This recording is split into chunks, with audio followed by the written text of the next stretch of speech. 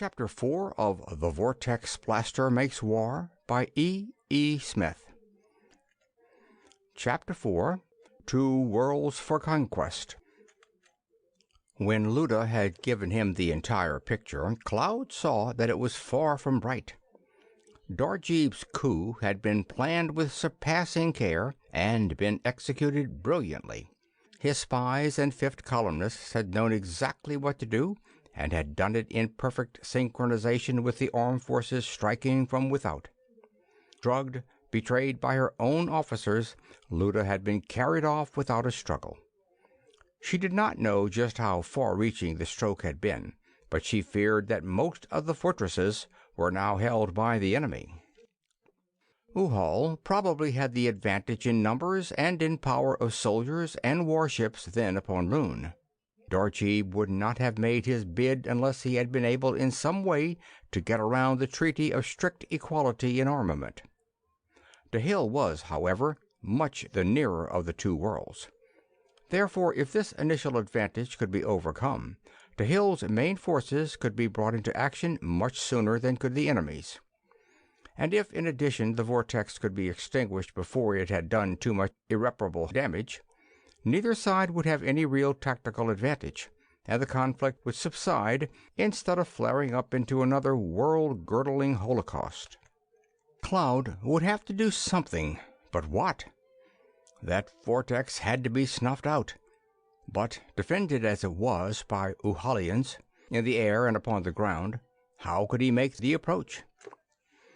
His vortex-bombing flitter was screened only against the frequencies of atomic disintegration. She could not ward off for a minute the beams of even the feeblest ship of war.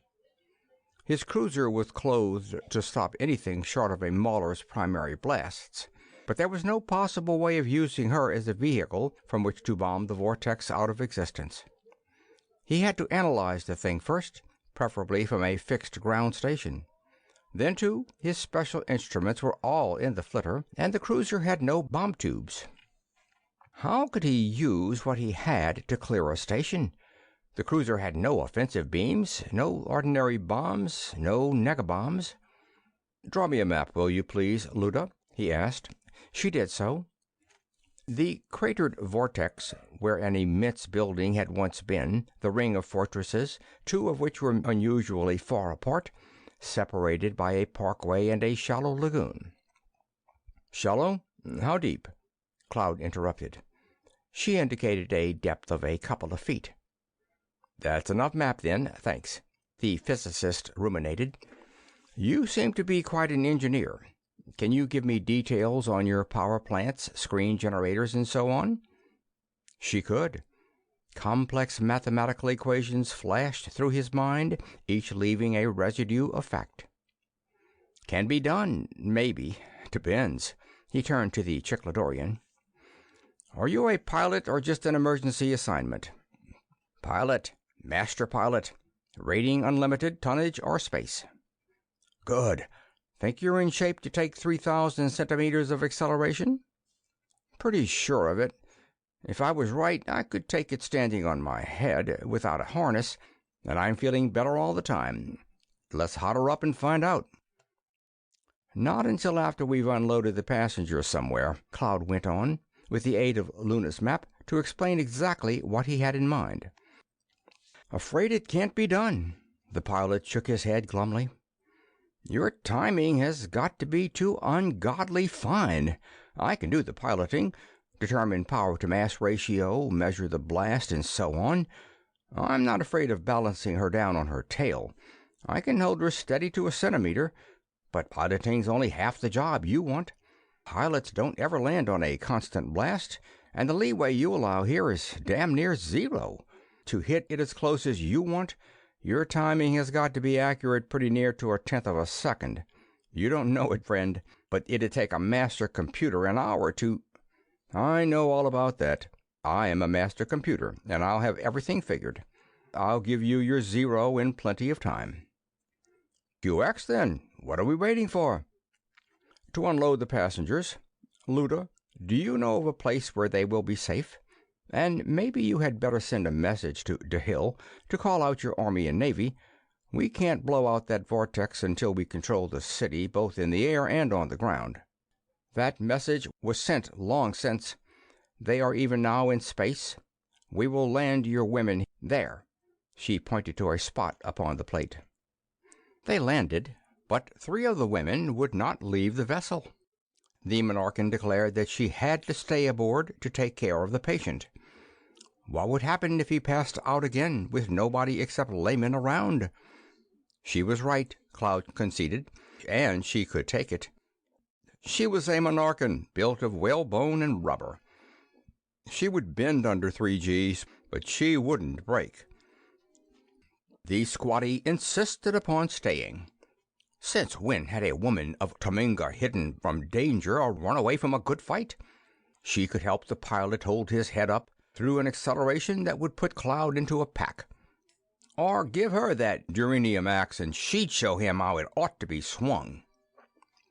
The Chicladorian girl, too, remained aboard. Her eyes, not pink, but deep, cool green, brimming with unshed tears, flashed at the idea of leaving her man to die alone. She just knew that they were all going to die.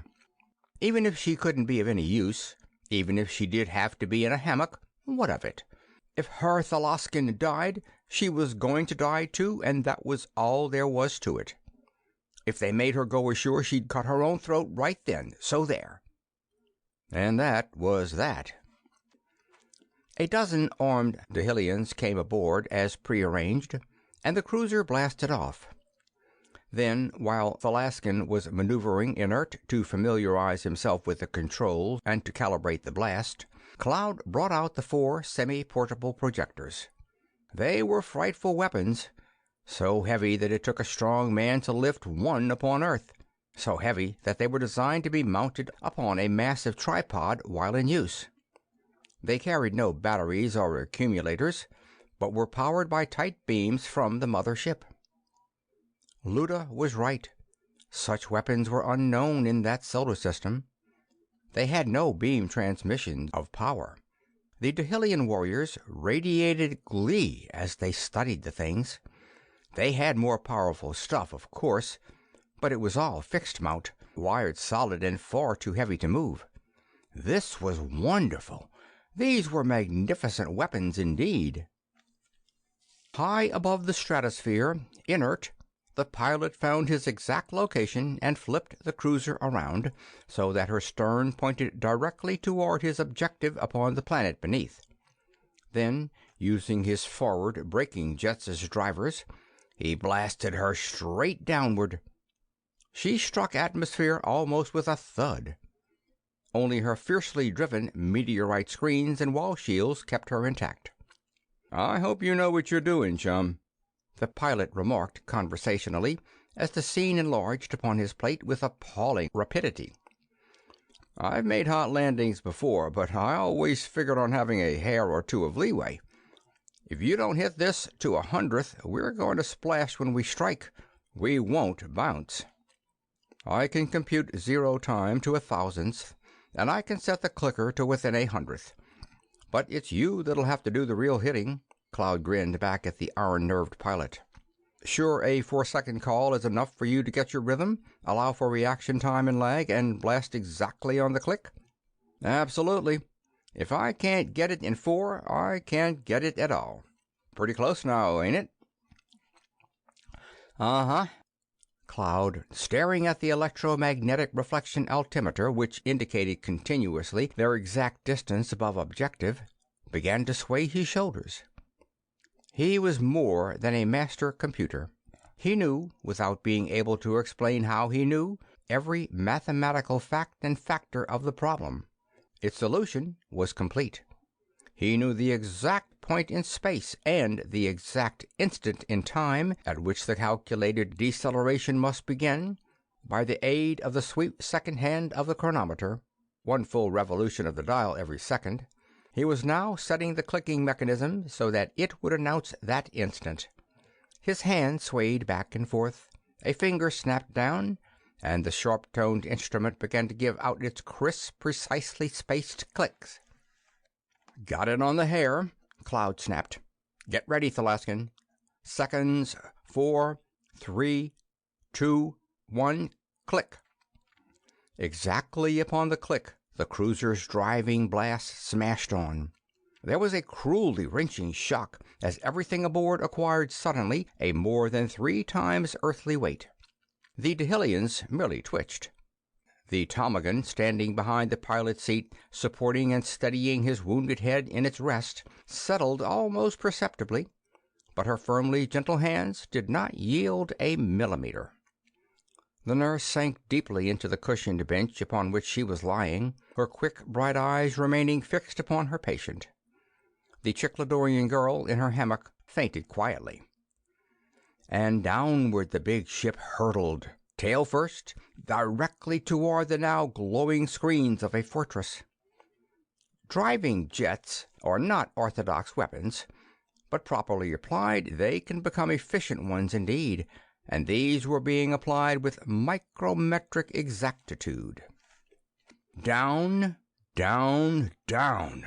The frantic Uhalians thought that it was crashing, thought it a suicide ship. Nevertheless, they fought it. The threatened fortress and its neighbors hurled out their every beam. The Uhalian ships dived frantically at the invader and tried their best to blast her down. In vain. The cruiser screens carried the load effortlessly. Down she drove. The fortress's screens flamed ever brighter, radiating ever higher under the terrific bombardment. Closer, hotter. Nor did the frightful blast waver appreciably. The Chicladorian was a master pilot. Down. "Set up a +10, Thalaskin," Cloud ordered quietly. "I missed it a bit, air density and the beams. Give it to her on the 3rd click from this." +10 it is, sir. On."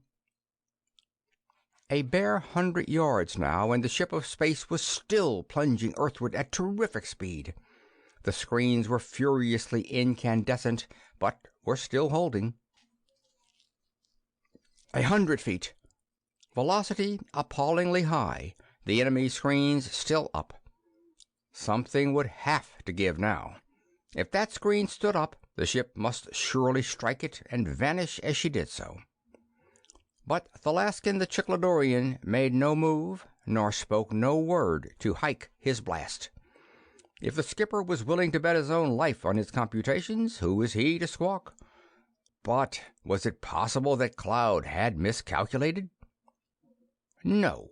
While the mighty vessel's driving projectors were still a few yards away, the defending screens exploded into blackness. The full, awful streams of energy raved directly into the structures beneath. Metal and stone glared white, then flowed, sluggishly at first, but ever faster and more mobile, then boiled coruscantly into vapor. The cruiser slowed, stopped, seemed to hang poised. Then, slowly, reluctantly, she moved upward, her dreadful exhausts continuing the devastation. "Whew, that's computing, mister," the pilot breathed. "To figure a dive like that right on the nose, and then have the guts to hold her cold? Skipper, that's computation." "All yours, pilot," Cloud demurred. "All I did was give you the dope. You're the guy that made it good." High in the stratosphere, the Chicladorian cut the acceleration to 1,000, and Cloud took stock. "Hurt anybody?" Nobody was. "QX. We'll repeat then on the other side of the lagoon." And as the cruiser began to descend upon the new course, the vengeful Dahilian fleet arrived upon the scene. Looping, diving, beaming, often crashing in suicidal collision, the two factions went maniacally to war.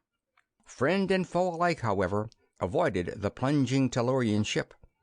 That monster, they had learned, was a thing about which they could do nothing.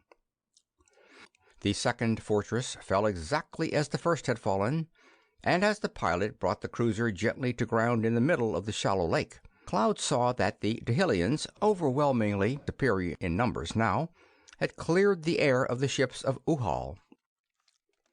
"Can you fellows and your ships keep them off of my flitter while I take my readings?" he demanded. "We can," the natives radiated happily. 4 of the armored boneheads were wearing these semi-portables. They had them perched lightly atop their feeding heads, held immovably in place by 2 huge arms apiece. 1 hand sufficed to operate the controls, leaving 2 hands free to whatever else might prove in order. "Let us out!" The lock opened. The Dahilian warriors sprang out and splashed away to meet the foot soldiers who were already advancing into the lagoon. Cloud watched pure carnage for a few minutes. He hoped, yes, there they were. The Loyalists, seeing that their cause was not lost after all, had hastily armed themselves and were coming into the fray. There would be no tanks. The Navy would see to that. The blaster broke out his flitter then, set it down near the vortex, and made his observations. Everything was normal. The sigma curve was the spectacularly unpredictable thing which he had come to expect. He selected 3 bombs from the cruiser's vast store, loaded them into the tubes, and lofted. He set his screens, adjusted his goggles, and waited, while far above him and wide around him his guardian Dahilian war vessels toured watchfully, their drumming blasts a reassuring thunder.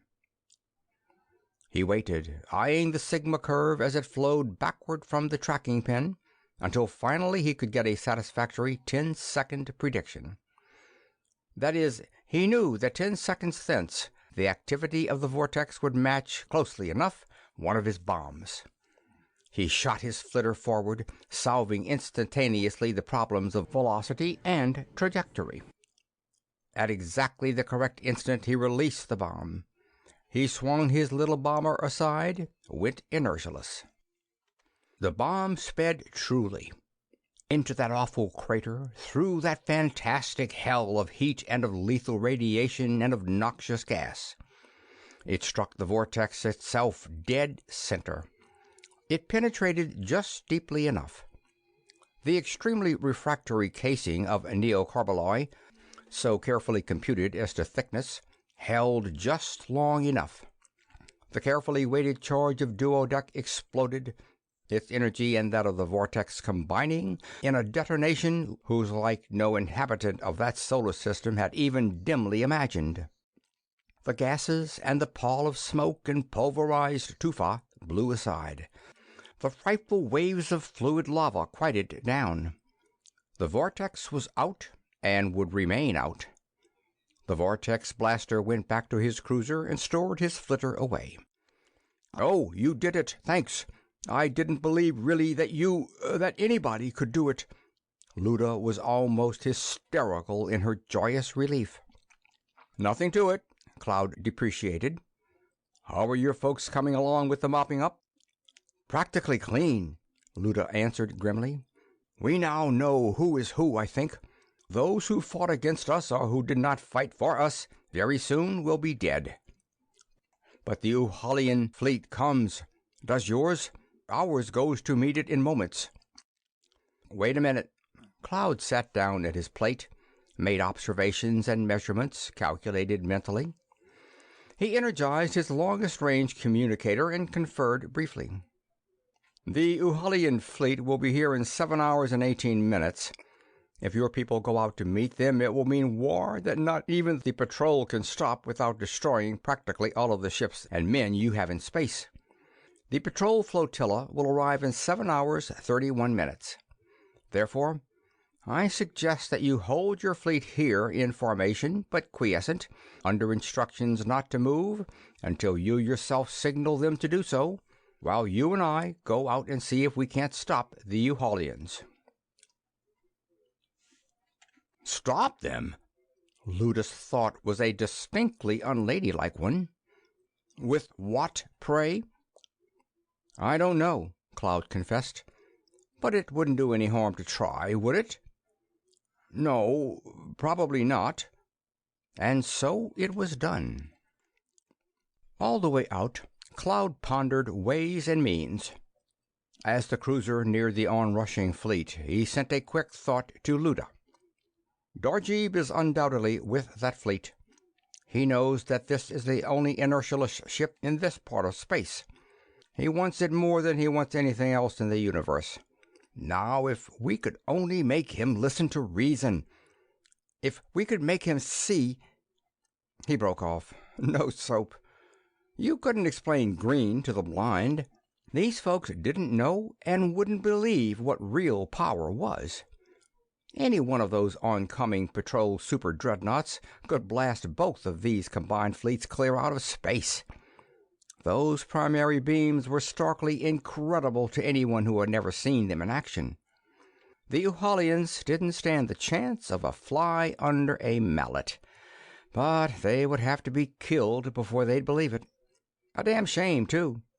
The joy, the satisfaction, the real advancement possible only through cooperation with each other and with the millions of races of galactic civilization. If there were only some means of making them believe. "We and they do believe," Luda broke in upon his somber musings. "Huh? What? You do? You were listening?" Cloud exclaimed. "Certainly. At your first thought I put myself en rapport with Darjeeb, and he and his people, all of us, listened to your thoughts." "But you really believe me?" "We believe, all of us. But some will cooperate only as far as it seems to serve their own ends to do so. Your lensmen, if they are able to, will undoubtedly have to kill that insect Darjeeb, and—" The insulted Uhalian drove in a protesting thought, but Luda went calmly on. "You think, then, Tellurian, that your lensmen can cope with even such as Darjeeb of Uhal?" "I'll say they can." "It is well, then. Come aboard, Darjeeb, unarmed and unarmored as I am. We will together go to confer with these visiting lensmen of galactic civilization. It is understood that there is to be no warfare until our return." "Holy Clono!" Cloud gasped. "He wouldn't do that, would he?" "Certainly." Luda was surprised at the question. "Although he is an insect and is morally and ethically beneath contempt, he is, after all, a reasoning being." QX. Cloud was dumbfounded, but tried manfully not to show it. "In that case, everything can be settled without another blow being struck." Darjeeb came aboard the cruiser.